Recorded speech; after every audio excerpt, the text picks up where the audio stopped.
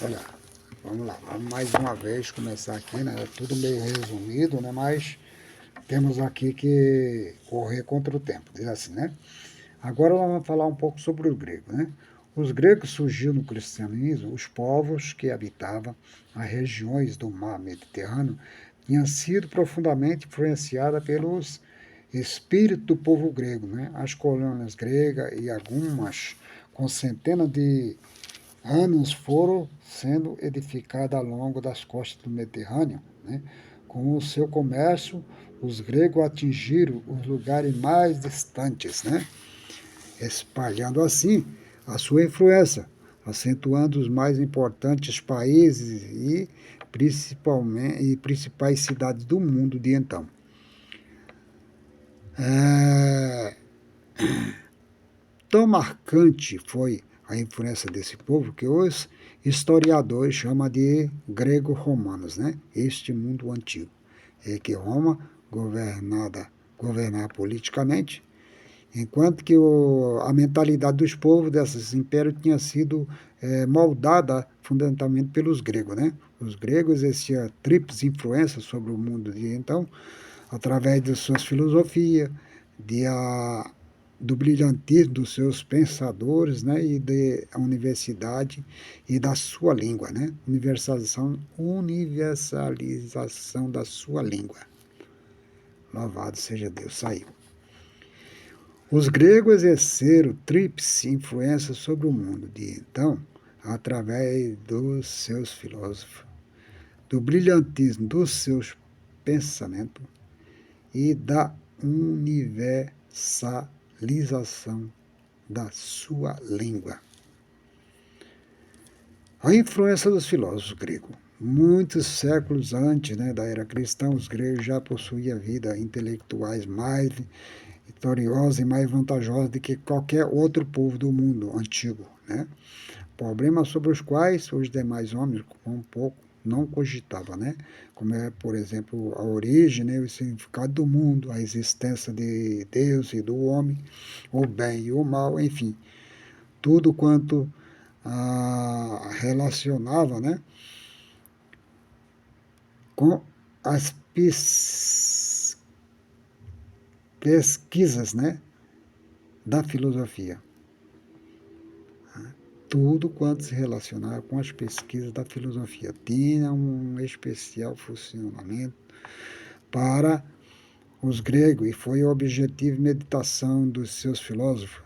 Não há dúvida de que isto abria a porta da pesquisa e da discussão de muitos valores do cristianismo. Por exemplo, né, o Lucas escreveu, né, que esses caras não faziam outra coisa, né, a não ser estar ali presente, né, que cuidava você não dizer e ouvir, né, as novidades, né, lá em Atos 17, 21.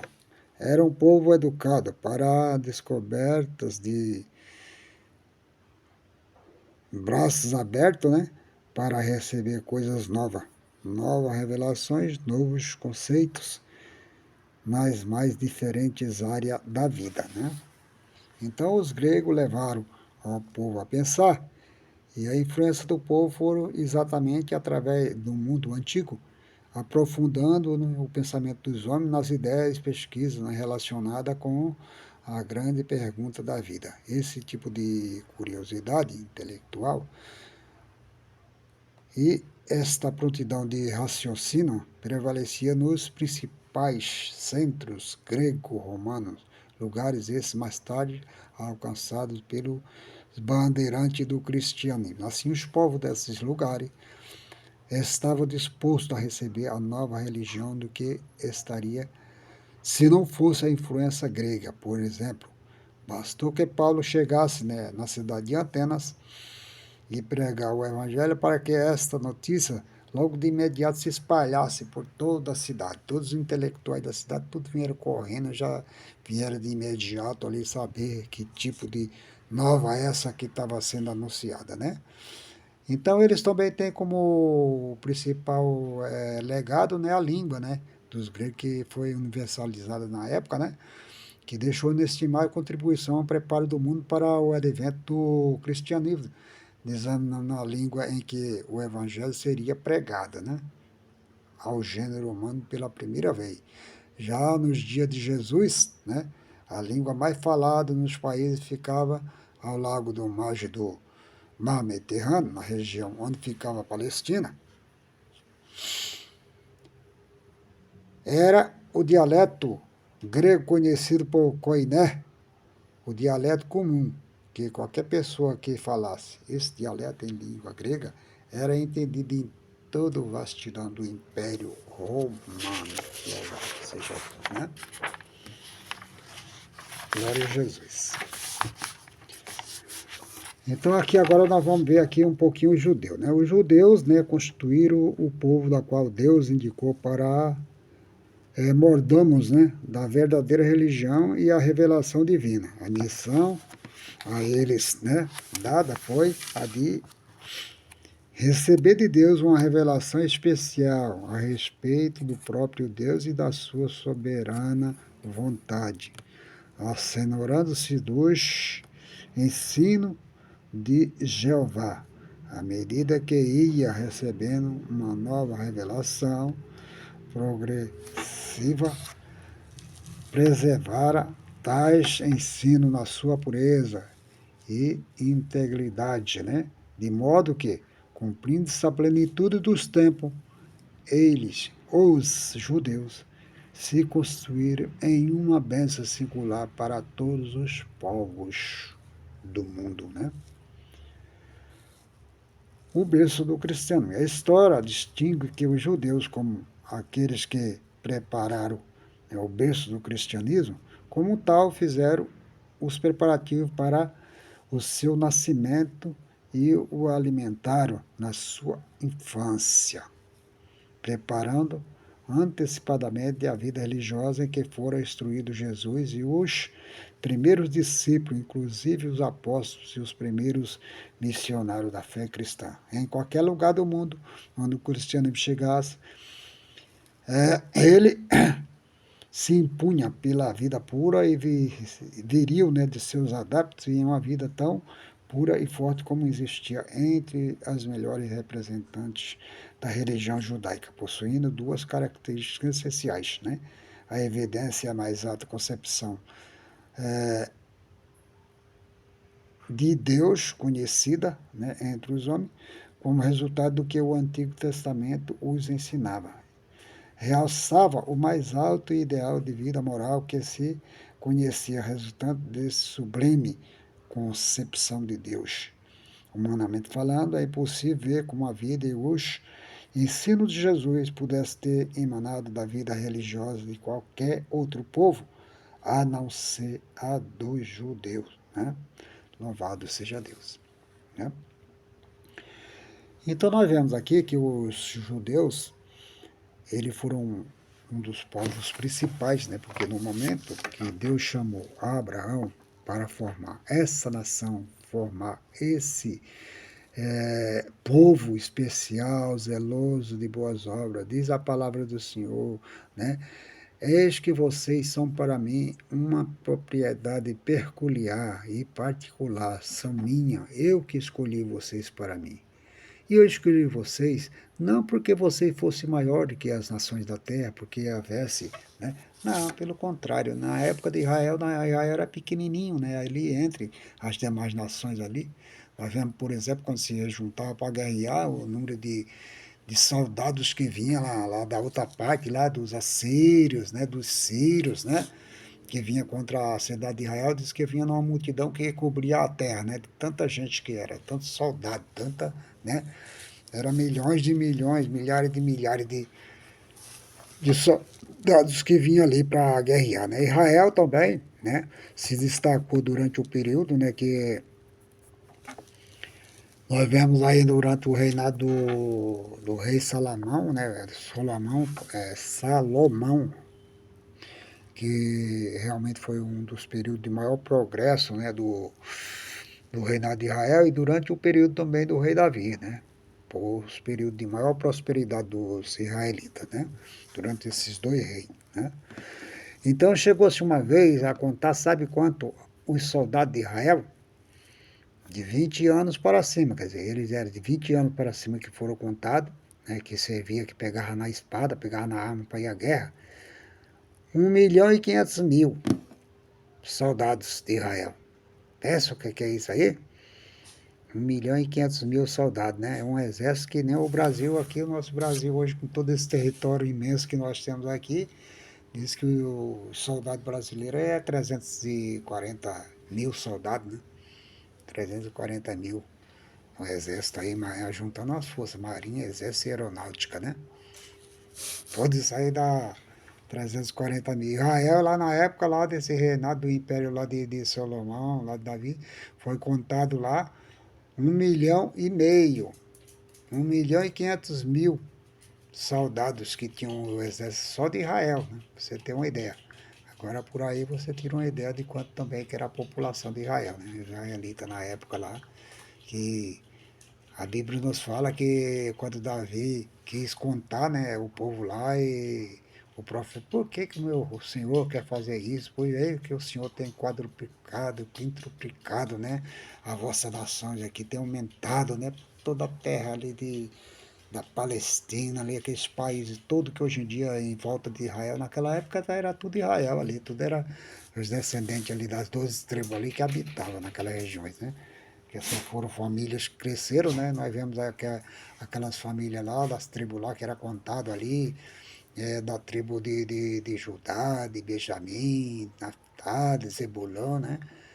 Era cada uma daquelas tribos, 250.000, 300.000, 500.000, 400.000, né? Era muita gente ali que habitava naquelas regiões ali. E essa região ali, praticamente, toda, a maioria, tudo cidade agrícola, né? Tudo pessoal que mexia com olivais, né? Com vinhedos ali, né? Das barreiras de uva, né? De trigo, né? Para fazer o pão, que era um dos principais alimentos deles lá na época, lá, né? Que era o pão, né?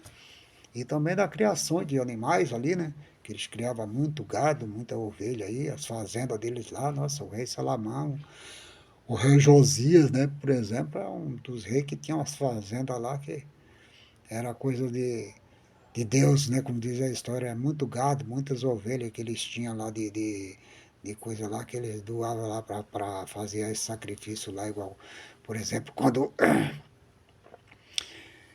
o rei Josias lá, né, fez uma nova inauguração do templo lá, porque ele celebrou a Páscoa, né, depois de eles terem voltado do cativeiro lá, com toda aquela população lá.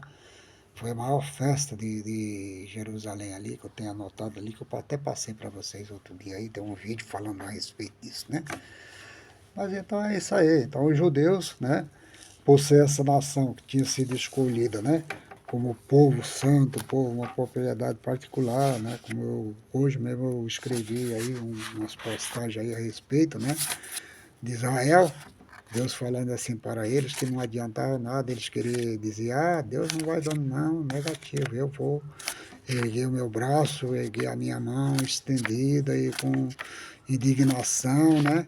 E vou fazer vocês voltarem e eu vou ter o domínio sobre vocês. Eu vou dominar sobre vocês. Não adianta vocês quererem ir para outro lado.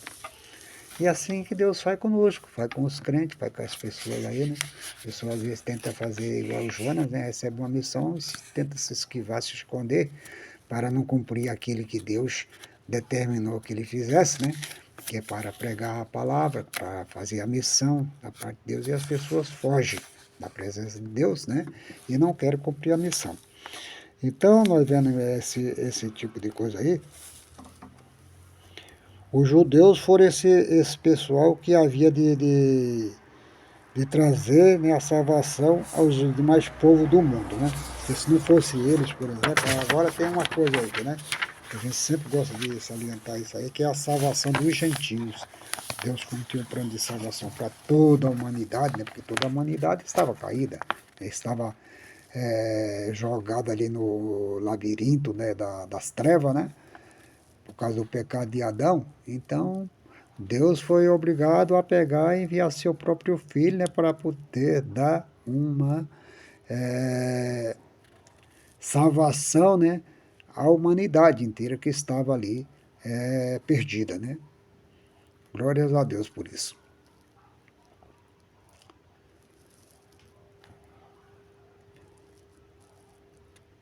A herança do Antigo Testamento, né? O cristianismo tem o Antigo Testamento, a escritura sagrada, né, do povo judeu, um singular legado. Assim, a nova religião foi suprida no seu nascimento por uma literatura, né, religiosa que ultrapassou, né, infinitamente qualquer outra desse gênero então existente, né? O que confirmou os ensinos cristãos, pronunciamento de Cristo, né? Pelas profecias.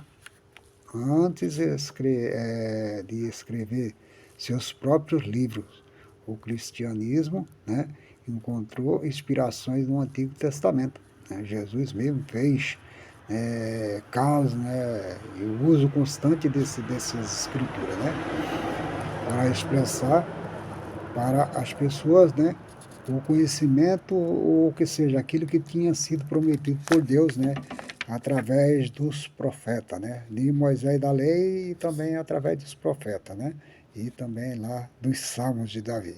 Louvado seja Deus. O Antigo Testamento era conhecido de grande número de gentios que foram atraídos, né, para a religião judaica como mais pura, né, que podia encontrar. E assim, esta religião se tornou um dos meios pelo qual muitos desses mesmos homens vieram a conhecer a salvação oferecida na pessoa de Jesus Cristo, né? Então, a influência dos judeus, né? Não podemos esquecer a importância da contribuição desses elementos judaicos, né? Na dispensação para a preparação do cristianismo. Como religião universal. Trata dos judeus que foram espalhados, né? Em virtude do cativeiro que sofreram. Esses judeus podiam ser encontrados em quase todas as cidades do mundo grego-romano, né? Em qualquer lugar onde fosse e fixava residência, conservava a sua religião e erigia sinagogas em muitos lugares, realizava um trabalho missionário ativo. Foi assim que ganharam entre os gentios numerosos prosélitos, de tornar-os conhecidos os ensinamentos da sua religião e muitos outros que, embora só em parte, os ensinaram. Esse tipo de missão judaica pode ser apontada como precursor das missões cristãs, porque se tornou conhecido entre os gentios certos elementos religiosos comuns ao cristianismo e ao judaísmo, né? Primeiro, crença na monoteísta, né? A crença em um só Deus. Uma lei moral elevada que tanto o judaísmo quanto o cristianismo ensinava ser parte integral da religião. Terceiro aspecto, a esperança de um Salvador. Nisto, ambas as religiões se distinguem, né, das religiões pagãs, que nada de útil ensinava sobre a conduta humana e a revelação de um Deus real e pessoal. Louvado seja Deus, né? Então nós vemos aqui que as contribuições que foram dadas pelos judeus, né? Primeiramente, eles tiveram que ser levados cativos, né, para o exílio, e depois voltaram, depois foram levados novamente e foram espalhados aí, se acabaram virando tudo escravo mesmo, aí não teve jeito, aí ficaram escravizados pelo Império Romano, aí os romanos mandavam neles e eles eram mandados de um lugar para outro, ali era escolhido ali os homens jovens para ir para o exército, para ser soldados, né? No caso de Paulo, Paulo mesmo também era judeu, ele fala que era da descendente de Benjamim, né? Era um benjamita, né? Como diz a palavra. Só que aí eu sei quem que eles era treinado, separado os jovens, né? Para ir para entrar no exército, para ser soldados, né? E aí eles iam, né, em missões aí, tinha pessoas, no caso de Paulo, por exemplo, ele era general, era uma pessoa que era capitão de guarda lá, ele tinha um esquadrão ao lado dele, né? Então a gente vemos lá que ele tinha toda essa influência pelo mundo antigo, e com isso ele ia transmitindo a mensagem do judaísmo, né? Falando do Deus verdadeiro para aquele gentio, para aquelas pessoas que não conheciam, né? Dentro do império lá, todo lugar que eles iam, fixava a residência e ali chegando já ia iniciando com as sinagogas e ali ensinando a lei, né? Começava a fazer os cultos deles lá, né? Todos os dias lá, né? Com a leitura da Bíblia Sagrada, porque eles conservavam a sua religião, a sua maneira de viver nos horários de folga, lógico, porque se era tudo escravo, no caso, ficava a cargo dos mais velhos, das crianças, das mulheres, né? Para praticar esse tipo de culto, né, ali a Deus. Mas aí os gentios, né, da época que existia entre o império, foram beneficiados. Aí quando chegou o evangelho, meu filho, eles estavam prontinhos para ouvir Paulo ali, os apóstolos de modo geral, que foi uma expansão imensa ali, né, principalmente nas cidades principais ali da Baixa Ásia ali, né? Na região da Ásia Menor ali, onde a cidade de Éfeso, né? De Tiatira, de Pérgamo, né? Toda aquela cidade das cartas principais ali que está escrito lá em João no Apocalipse lá, né? Aquelas 7 igrejas lá da Ásia, né? Lá toda aquela cidade era cidade que estava praticamente era do Império Romano, mas estava ali sitiada mais entre os gregos, né? Na região dos gregos, né? Juntamente com os outros povoados, italianos, alemão, enfim, nós vamos estudar, se Deus me der a oportunidade, mais esses assuntos mais para frente em outra lição, tá?